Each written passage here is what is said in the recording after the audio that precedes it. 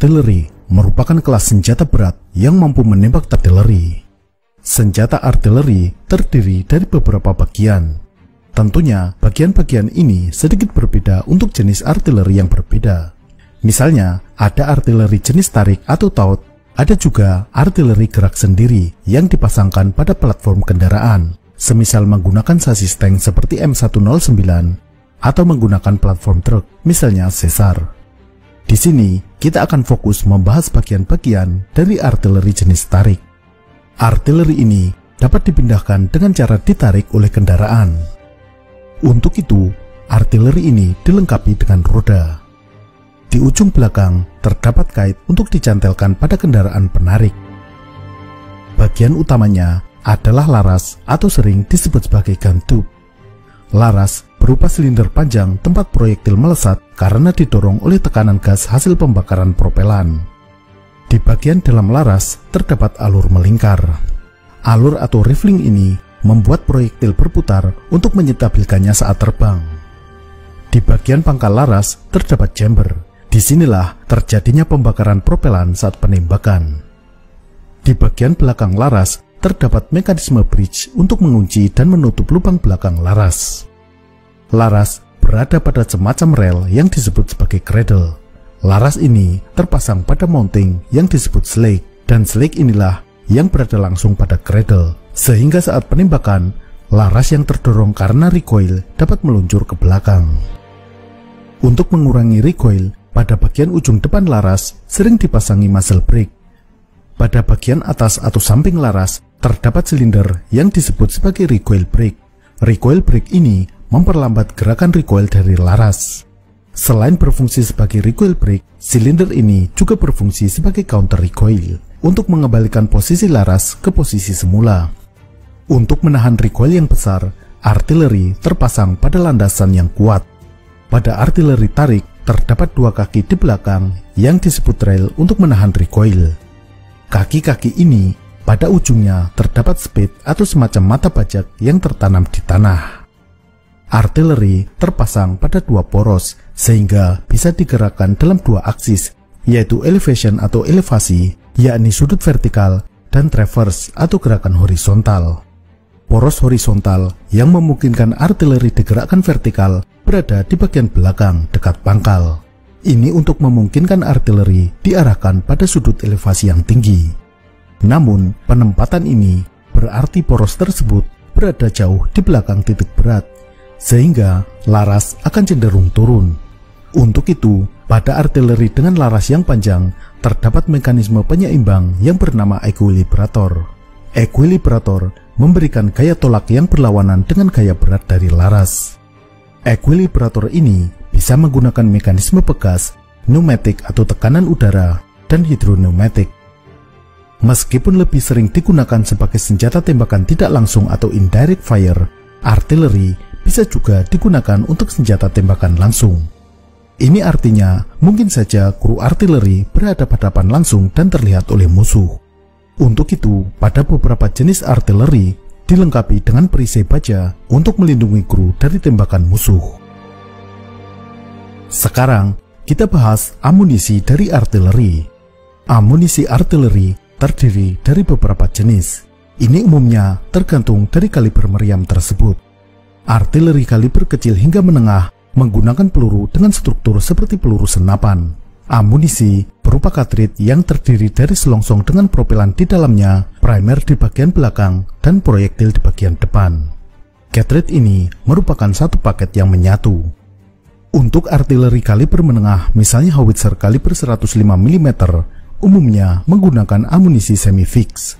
Amunisi ini terdiri dari dua bagian utama, yaitu selongsong dan proyektil. Selongsong berupa selongsong logam yang di dalamnya berisi propelan dan di bagian belakang terdapat primer untuk menyalakan propelan. Proyektil merupakan bagian yang terpisah.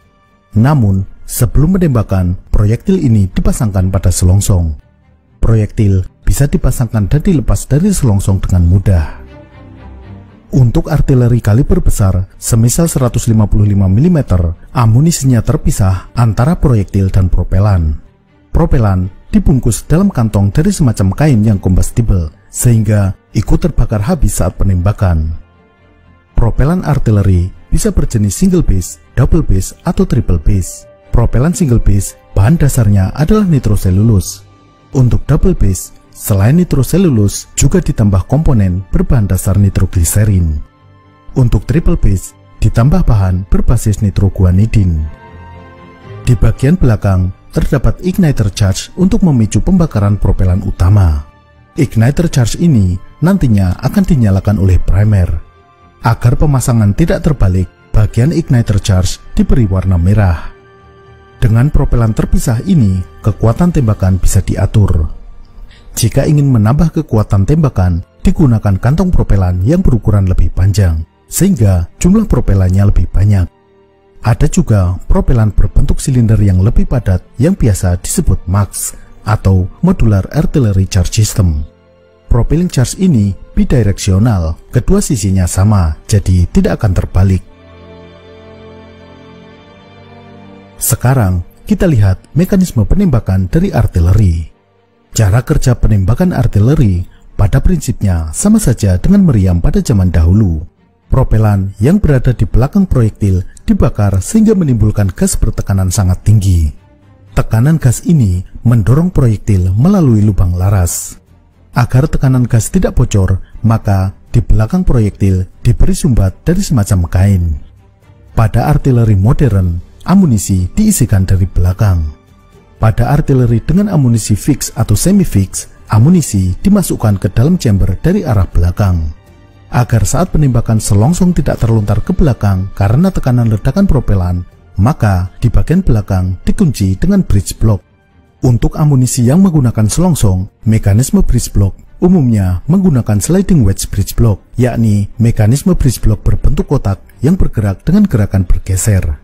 Ada yang bergeser vertikal, ada juga yang horizontal. Di dalam bridge block ini terdapat firing pin. Firing pin ini nantinya akan mengetuk primer yang berada di belakang selongsong untuk menembak. Ada beberapa mekanisme dari firing pin. Ada yang langsung terkokang ketika bridge block dibuka dan ditutup. Ketika amunisi sudah terkunci di dalam chamber, senjata siap ditembakkan dengan menarik picu yang berupa tuas. Karena artileri menimbulkan recoil yang besar dan cukup berbahaya, maka untuk keamanan, tuas ini ditarik dengan tali. Ada juga firing pin yang menggunakan sistem continuous pull firing mechanism. Dalam sistem ini, tarikan tali mengokang sekaligus melepaskan penahan bekas firing pin, mirip seperti picu double action pada pistol. Sistem ini lebih aman karena mencegah firing pin menembak secara tidak sengaja. Ujung dari firing pin akan memukul primer pada selongsong dan menimbulkan ledakan kecil yang akan membakar propelan. Tekanan yang tinggi akibat pembakaran akan mendorong proyektil ke depan. Tekanan ini juga menekan dinding selongsong sehingga dinding selongsong akan mengembang keluar, menempel pada dinding chamber, menyebabkan tidak ada celah yang memungkinkan tekanan gas bocor ke belakang. Lalu, bagaimana dengan artileri yang menggunakan propelan dalam bentuk kantong? Bagaimana untuk mencegah kebocoran gas ke belakang? Pada artileri jenis ini, yang umumnya merupakan artileri kaliber besar, proyektil diisikan terlebih dahulu. Propelan dimasukkan di belakangnya. Bagian belakang chamber ditutup dengan bridge block yang menggunakan sistem interrupted screw bridge block, berupa bridge block berbentuk silinder dengan bagian sisi seperti skrup yang terputus-putus. Bridge block ini mengunci dengan cara memutar, sehingga alur-alur skrup mengait pada pangkal laras. Untuk mencegah kebocoran tekanan gas, di bagian depan bridge block terdapat bagian yang disebut sebagai obturator. Obturator terdiri dari beberapa plat silinder yang dipisahkan oleh split ring dengan penampang berbentuk V.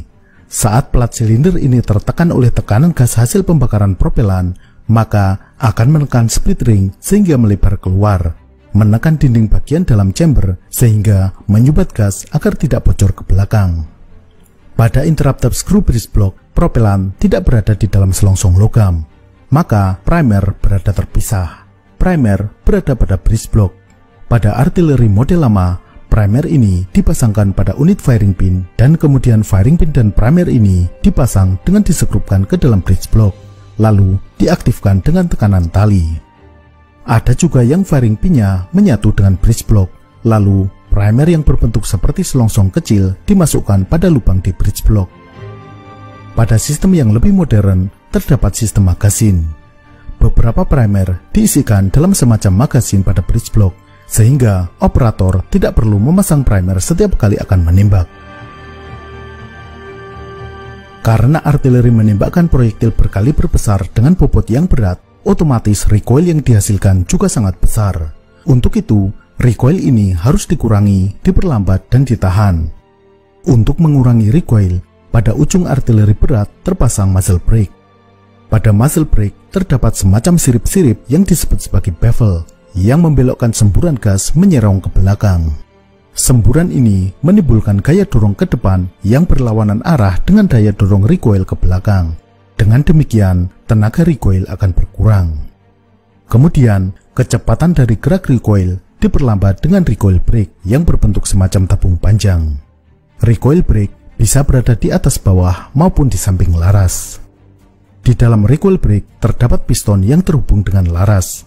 Saat laras bergerak ke belakang karena recoil, piston ini menekan cairan semacam oli yang mengalir melalui lubang kecil. Hal ini memberi daya hambat yang berfungsi sebagai rem dari recoil. Aliran oli ini kemudian menggerakkan piston di tabung lain yang menekan gas nitrogen bertekanan. Ketika daya dorong recoil sudah hilang, tekanan gas nitrogen ini akan mendorong piston sehingga laras kembali ke posisi semula. Jadi, recoil brake ini juga berfungsi sebagai counter recoil.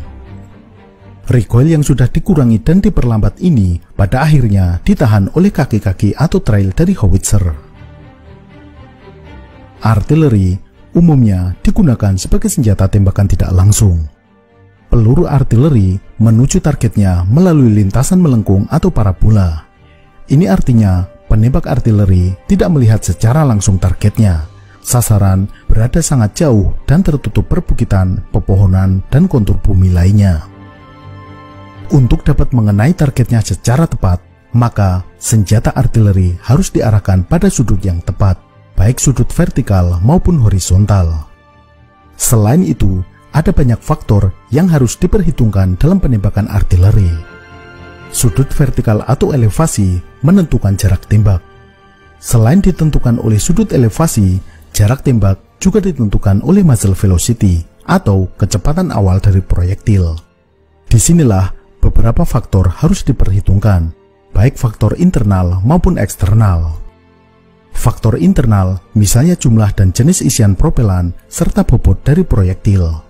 Bobot proyektil bisa berbeda ketika menggunakan jenis fuse yang berbeda, karena bobot fuse tersebut juga berbeda. Faktor eksternal yang cukup mempengaruhi adalah suhu udara. Suhu udara akan mempengaruhi suhu dari propelan. Suhu propelan akan berpengaruh terhadap kecepatan pembakaran sehingga mempengaruhi kecepatan proyektil. Karena itu, jarak tembak artileri di medan salju dengan suhu yang membeku akan berbeda dengan ketika ditembakkan di gurun pasir yang panas. Kemudian, sudut horizontal. Artileri akan diarahkan pada target sesuai dengan sudut target itu terhadap azimut. Azimut adalah sudut referensi sebagai acuan. Arah azimut bisa menggunakan true north, yaitu arah utara sejati, yakni arah ke titik poros putaran bumi, ataupun magnetic north, yaitu arah utara yang ditunjukkan oleh jarum kompas. Bisa juga sesuai dengan grid tertentu pada peta. Sudut antara target dengan azimut disebut sebagai bearing. Pada penembakan artileri, sudut ini menggunakan satuan mils atau miliradian, yakni 1/1000 radian. 1 radian adalah sudut yang dibentuk oleh jari-jari lingkaran dengan bagian keliling yang panjangnya sama dengan jari-jari. Satu lingkaran penuh adalah 6400 mils atau miliradian. Mengapa artileri menggunakan satuan radian dan bukan derajat? Ini untuk mempermudah perkiraan, karena sudut 1 mils atau 1 miliradian pada jarak 1 km akan membentuk jarak 1 meter. Jadi, lebih mudah membayangkannya. Sebelum penembakan, senjata artileri disetting arahnya agar tepat dengan arah azimut. Proses ini disebut sebagai penjajaran atau gun laying. Pada artileri terdapat teleskop untuk membidik, bukan untuk membidik target, melainkan membidik titik referensi yakni aiming circle dan aiming post. Proses gun laying dan pembidikan target juga menggunakan perangkat bantu yang disebut sebagai artileri kolimator. Kita akan bahas prosedur dan cara penjajaran artileri ini di lain waktu. Setelah artileri disejajarkan, maka tinggal diarahkan pada target sesuai dengan sudut target tersebut terhadap azimut. Namun, senjata artileri tidak serta-merta diarahkan tepat pada arah sasaran. Ini karena jarak tembakan yang sangat jauh. Faktor-faktor eksternal memberikan pengaruh yang mengakibatkan lintasan peluru mengalami defleksi atau melenceng. Faktor tersebut diantaranya adalah arah dan kecepatan angin. Arah tembakan harus mengkompensasi pengaruh defleksi akibat angin. Karena itu, satuan artileri dilengkapi dengan alat pengukur meteorologi, baik arah dan kecepatan angin maupun suhu dan kelembaban udara. Kondisi udara di permukaan dan ketinggian tentunya berbeda. Untuk itu, kondisi udara di ketinggian juga diukur dengan menggunakan alat ukur yang diterbangkan oleh balon udara. Faktor lain yang juga diperhitungkan adalah pengaruh dari rotasi bumi. Pengaruh rotasi bumi ini menyebabkan peluru artileri yang ditembakkan melenceng beberapa mili radian, tergantung arah dan lokasi koordinatnya. Ini adalah tabel dari buku manual artileri milik Angkatan Darat Amerika Serikat. Tabel ini menunjukkan berapa sudut melencengnya peluru artileri tergantung jarak dan lokasi koordinat. Di utara khatulistiwa, jika menembak ke utara, maka peluru akan sedikit melenceng ke timur. Jika menembak ke selatan, peluru melenceng ke barat. Fenomena sebaliknya terjadi di bagian selatan khatulistiwa, misalnya di benua Australia. Jika menembak ke utara, peluru melenceng ke barat. Menembak ke selatan, melencengnya ke timur. Fenomena ini disebut sebagai efek Coriolis. Defleksi arah tembakan karena faktor-faktor tersebut ditunjukkan dalam tabel-tabel yang sudah disediakan, sehingga operator artileri tidak perlu menghitung dengan trigonometri. Pada senjata artileri modern, perhitungan sudut tembakan dilakukan dengan software komputer. Namun, meskipun sudah dihitung dengan sangat akurat, jatuhnya tembakan tetap masih bisa melenceng, karena ada faktor kecil lain yang tidak diperhitungkan. Untuk itu, ada tim observer yang memantau perkenaan tembakan artileri. Observer ini menyusup jauh mendekati target untuk memantau perkenaan tembakan. Observer akan melaporkan berapa jauh melencengnya tembakan untuk kemudian dilakukan koreksi. Saat ini, pemantauan perkenaan tembakan bisa juga dilakukan dengan menggunakan drone intai. Berikutnya, proyektil. Proyektil peluru artileri disebut sebagai shell, berupa proyektil berbentuk ogive dengan casing dari besi cor yang berisi bahan peledak di dalamnya. Pada ujung depan, terdapat fuse sebagai pemicu ledakan. Pada bagian luar proyektil, terdapat semacam cincin dari logam lunak semisal tembaga yang disebut sebagai rotating band. Rotating band inilah yang berkontak langsung dengan alur laras. Jika tidak ada rotating band, alur laras akan bergesekan dengan casing proyektil yang terbuat dari besi cor, sehingga akan merusak bagian dalam dari laras. Bahan peledak sebagai pengisi artileri shell bisa bermacam-macam, misalnya TNT atau composition B. Jenis bahan peledak ini ditulis di bagian luar, umumnya di baris kedua setelah tulisan kaliber dan tipe. Pada ujung sel terdapat fuse sebagai perangkat yang memicu ledakan peluru artileri saat mengenai target. Fuse ini dipasang sebelum penembakan. Pada saat penyimpanan dan pengangkutan, bagian depan tempat fuse ditutup dengan semacam sumbat yang disebut lifting plug dengan ujung berbentuk cincin. Sebelum penembakan, lifting plug ini dilepas dan digantikan dengan fuse. Fuse untuk artileri bermacam-macam tergantung tujuan penggunaannya.